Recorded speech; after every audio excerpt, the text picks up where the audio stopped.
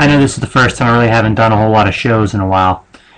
I've had a lot of homework to do the past few months. I've been, hanging out with my friends and my girlfriend. I've just been having a blast. I really have been. But I love talking sports, and I figured it was time to do some more shows. I haven't done any in a while. Let's do it.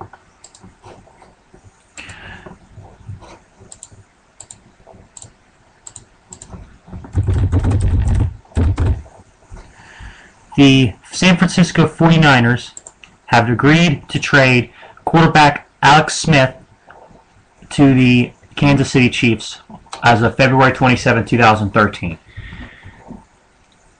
Now, what do I think of the trade? I think Kansas City got the better of the deals. Here's why. A lot of people want to look at the Chiefs at 2-14, just label them a bad team. For one, I got 3 reasons why that's misleading. Number one, Romeo Crennel is not a good NFL head coach. He's not head coaching material. He won a couple of big games, like beating the Packers at the end of the 2011 season. That's about it. And I will give him a little bit of props for handling the situation in November when the one player shot himself. But more or less, he's not a great NFL head coach. Number 2, Matt Castle and Brady Quinn. If you're seriously considering starting Matt Castle and Brady Quinn as your 2 quarterbacks in the NFL, and if one goes down, you have the other one come in, you're in a shitload of trouble, because think about it. You're going up against NFL defenses. You're going up against defensive coordinators who study you day and night. They will kick your ass if you play those guys. And number 3, think about it.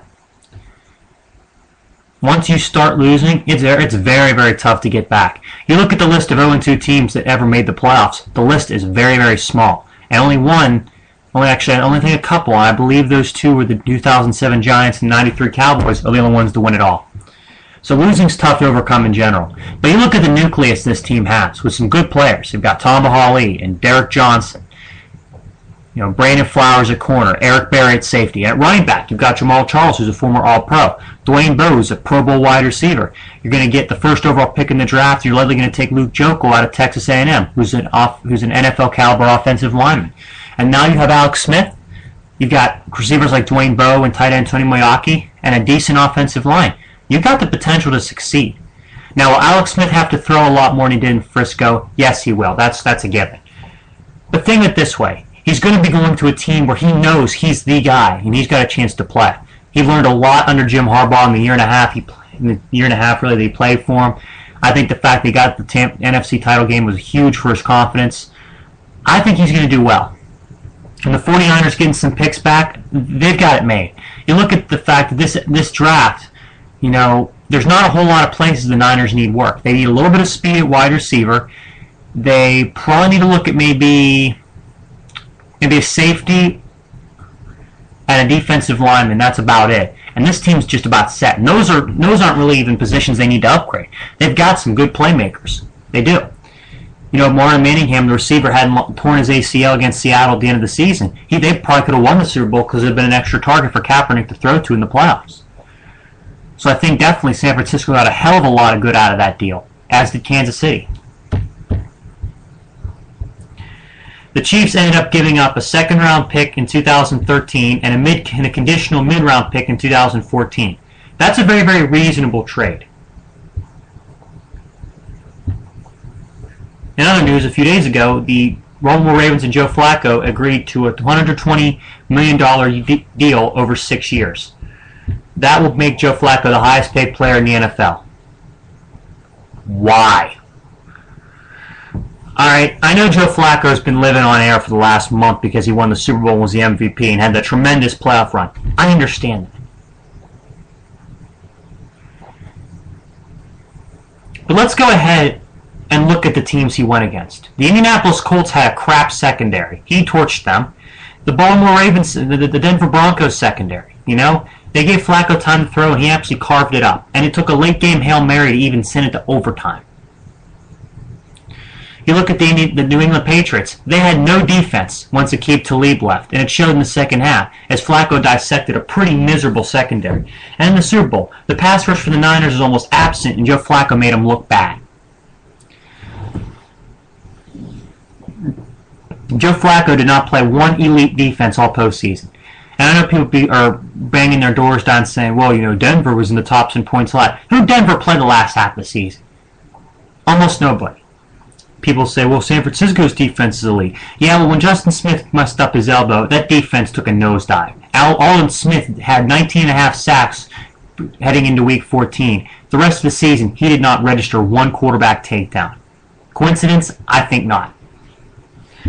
Let me tell you something. Joe Flacco is a top 10 quarterback with his Super Bowl win. But is he above guys who've won Super Bowls like Rodgers and Brady and Breeze and Manning and Roethlisberger? No, he's not. I know people want to make an argument saying, well, no, he's the best quarterback in the AFC North. You know what? I'll still take Ben Roethlisberger over him any day.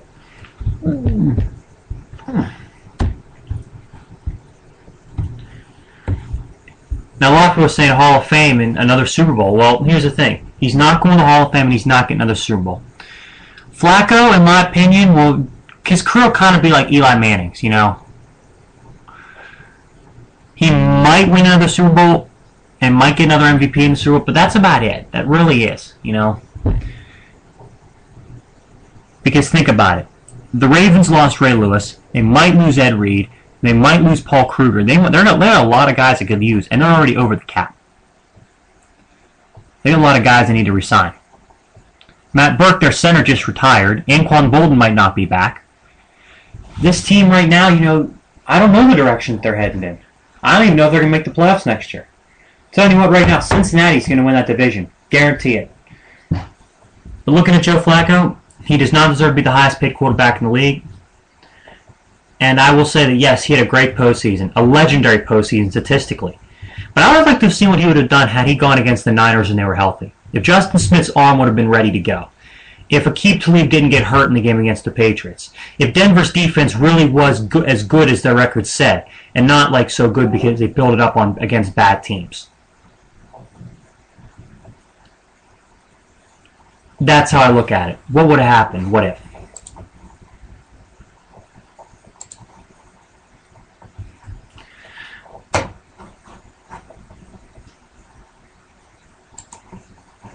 The San Francisco 49ers have decided they are not going to re-sign wide receiver Randy Moss. Randy Moss had an okay season with the 49ers. It was his first year with the team. In his only year with the Niners, he caught 28 passes for 434 yards and 3 touchdowns. Moss was good to give maybe Kaepernick some insight and some experience because, he's a young quarterback and I think it really, really helped him. But Randy's never really been that great a locker room guy. As good of a player as he is and a smart player, never been a great locker room guy. And I think, that kind of showed its ugly head. And besides, he's old and they need to get younger at that position. They got A.J. Jenkins, who I still think is going to be a bust out of Illinois from last year in the draft. They're going to get probably a playmaker this year in the draft because you can always get receivers down the line. Look, Mike Wallace was a third-round pick, and I'll get to him later. But, you can get receivers late in the draft. It's not surprising at all he's not coming back.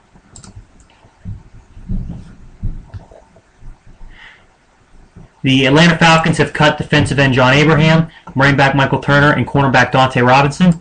Turner was their leading rusher. John Abraham was their leader in sacks last year. And the move fee frees up over $15 million in cap space. I'm not surprised Turner was cut. He had 5 pretty good seasons in Atlanta. A couple Pro Bowls, All-Pro year in 2008. Look at John Abraham, had a couple of very, very good years in Atlanta, several years where he went double digits in sacks. Dante Robinson only played a few years, and he only had 4 interceptions in those few years. But I have to say the surprising cut for me was Abraham. I know he's old, but he can still play and get to the quarterback. And in this league, you need to have a pass rush. Atlanta registered 29 sacks as a team last year. 10 of those were by Abraham.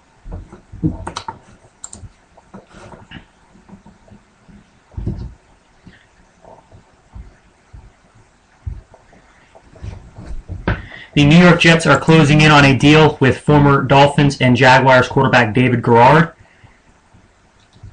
I'm still amazed a few years ago before they drafted Blaine Gabbert that they cut David Garrard. I don't even think he was 30 yet when they let him go. Think of it this way. David Garrard has been to a Pro Bowl. He was a very, very good starting quarterback whenever he was playing in Jacksonville. The only reason he had a few shit years was because of the team around him. He played on some dreadful teams down there from 08 and 09. 2010 they were good, but that's about it. And even then he still made a couple Pro Bowls. I think that they would have given him a few weapons and maybe waited about a year or so to draft a quarterback. I think they could have definitely been a playoff caliber team for a couple of years now. Because he was pretty good. Was he a quarterback that you can say go out and win us games, throw 40 times? Not like a Brady or a Manning or any of those guys, no. But he's a guy who can throw 30 a game and hand it off to Maurice Jones-Drew. That's pretty damn good. That'd be a combination I think you really could succeed with in the NFL.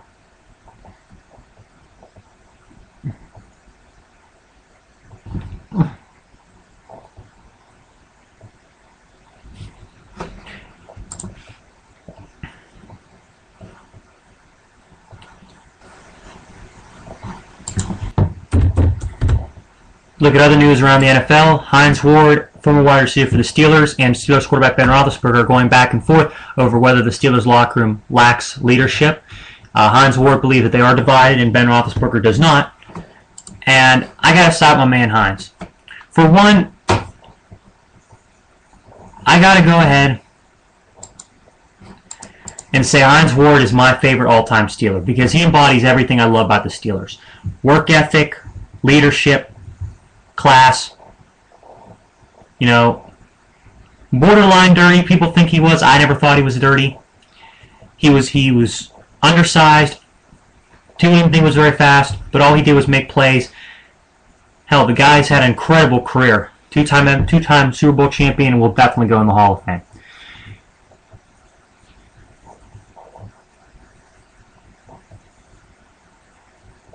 Now, Ben Roethlisberger, of course, has never really been one to be known for having a shining personality.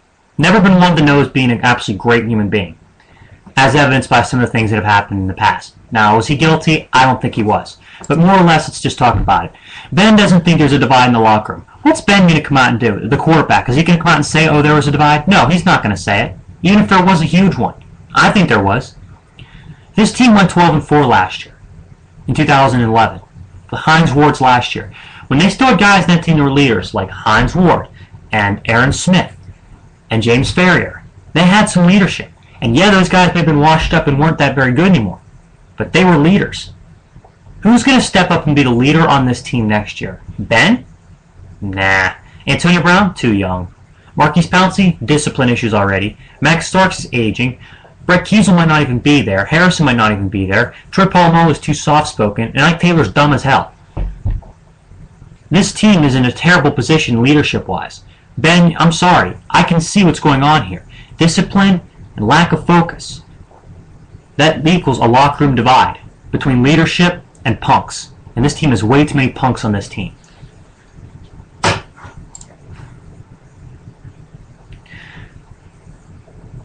Manti Te'o at the NFL Combine amidst the scandal with Ryan Tuiasosopo and his imaginary girlfriend, Lene Kukua, ran a 4.8 in the 40-yard dash.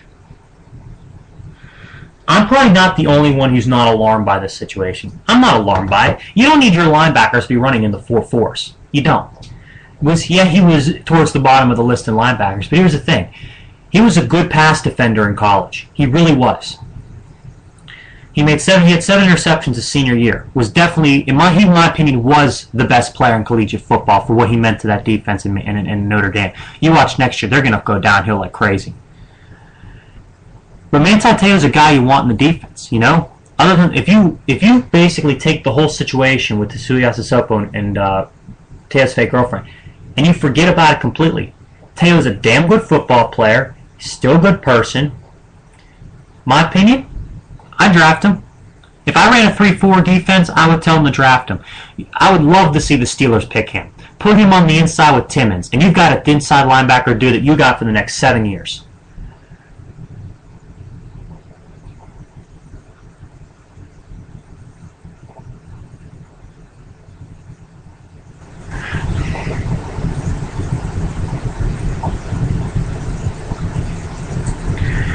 Because look at the way he played.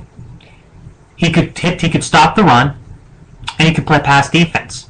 Who gives a shit about what his 40 time is? And you want me to prove to you what I'm talking about?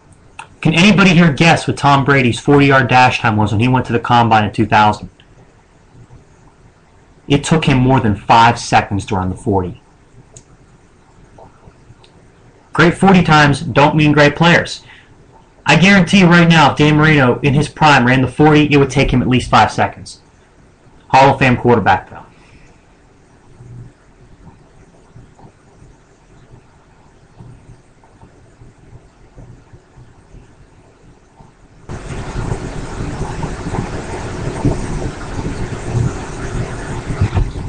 Alright, what else we got in the NFL I could talk about?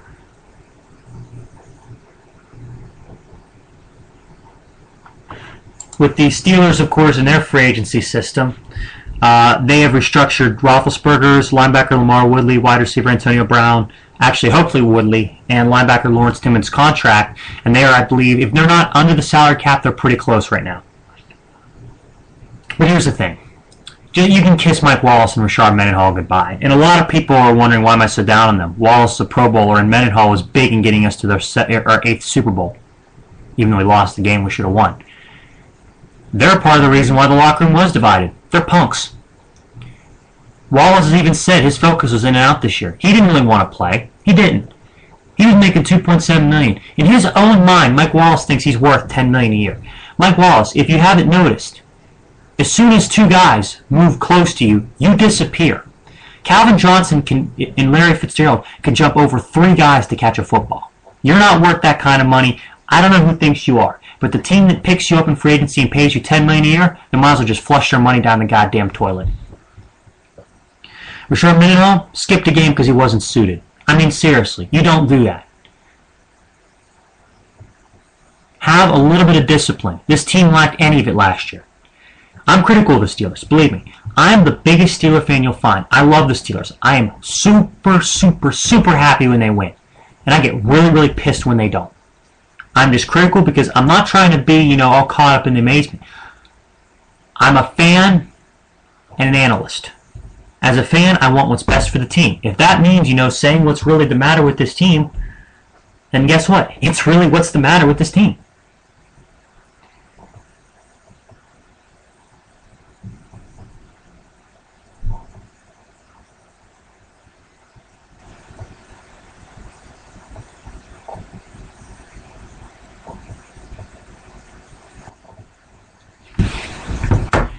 I mean, you look at some of the other big-name wide receivers who made a lot of money for agency.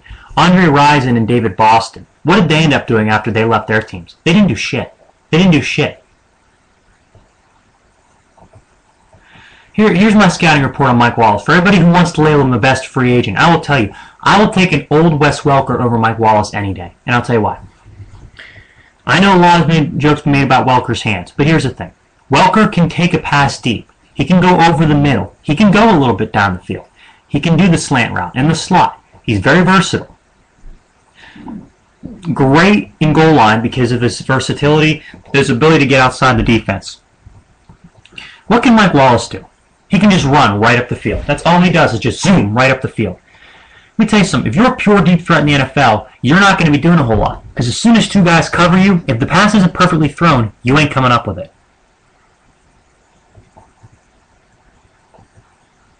And Rashard Mendenhall, he's got fumbleitis.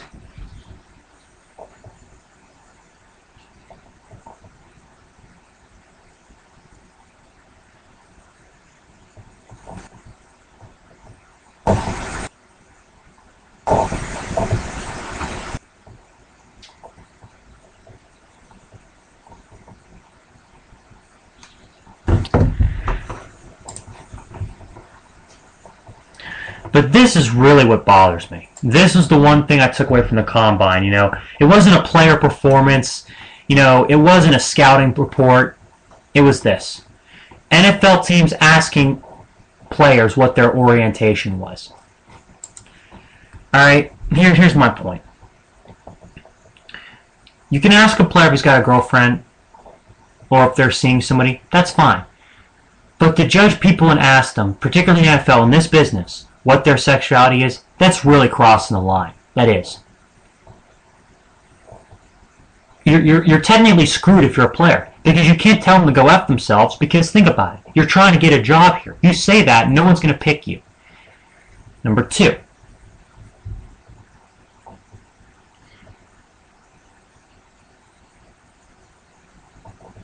and this is what really bothers me more than anything, is that there are probably players out there who want those questions asked to other players so they don't have to play the gay teammate.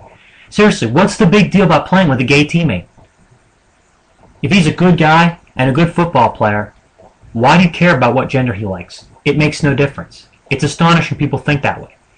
People, you have to have a little open-mindedness here. You have to understand that just because a person likes different things than you do, doesn't mean you have to dislike them. It's not like he's a terrorist. It's not like he's a murderer or rapist. He's just gay.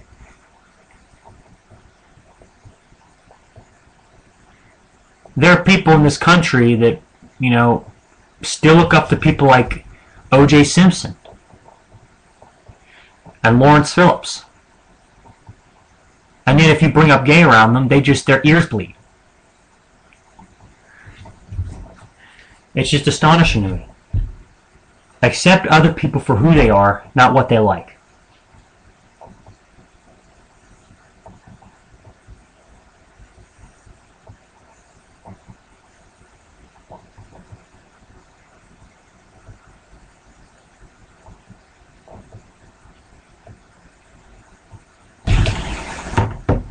I think of it more or less in a way as, I'm a person who's for gay marriage anyway, because I just don't think the government should have any right to tell you who you can and can't marry.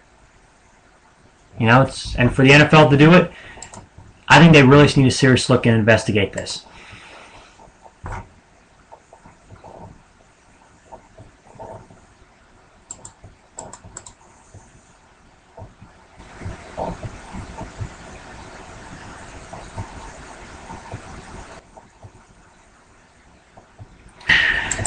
Now, I've been talking about the Steelers a little bit, and who I think they should do.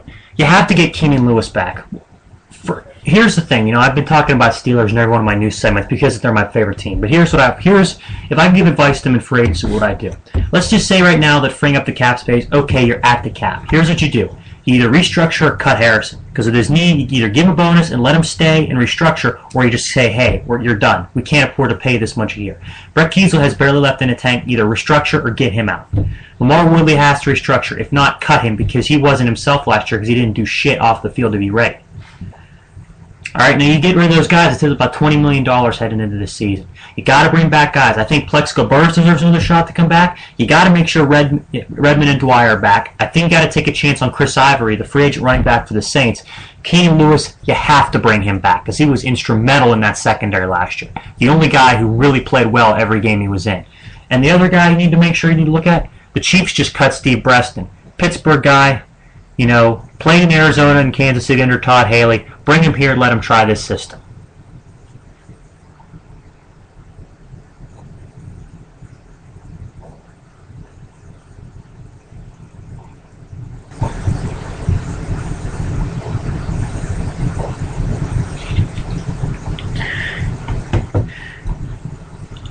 Let's see what else we got here. I want to get back a little bit to Mark Sanchez and the Jets. Or should I say David Garrard, apologies, and what I think. I think if the Jets sign David Garrard, you should start him day one. Tell Sanchez to take a seat. Because here's the thing about Mark Sanchez. You traded up, you traded draft picks to get this guy. And what has he really done for you? Before I go ahead and say this and that about Sanchez and how bad he is, I will say that in the playoffs, his career numbers are actually fairly good.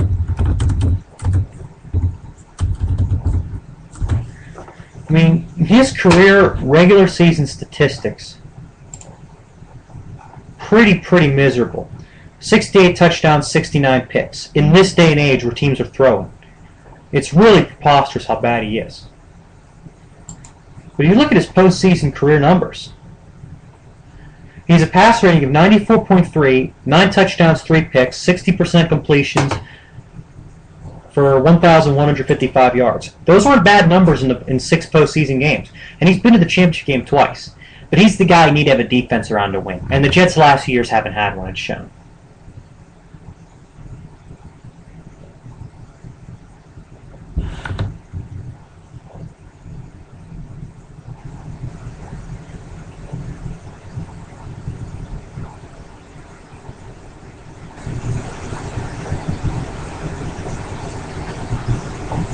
You know, because I will take an aging David Garrard over Mark Sanchez any day. Because here's the thing: Garrard's a smarter quarterback.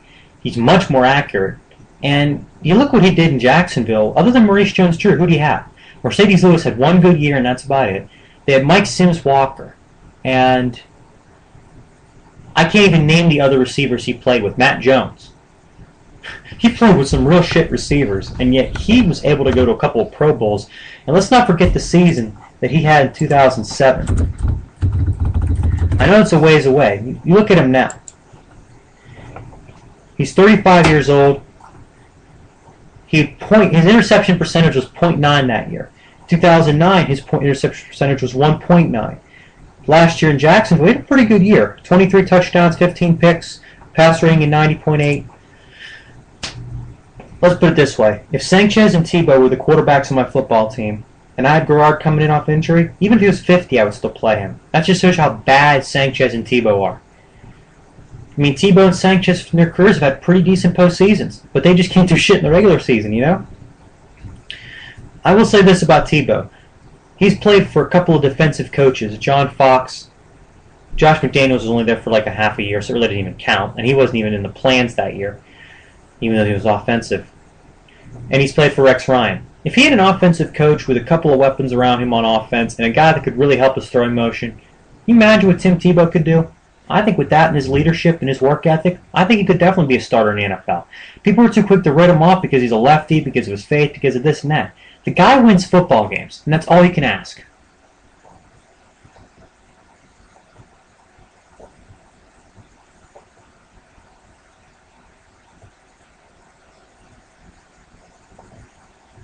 You know?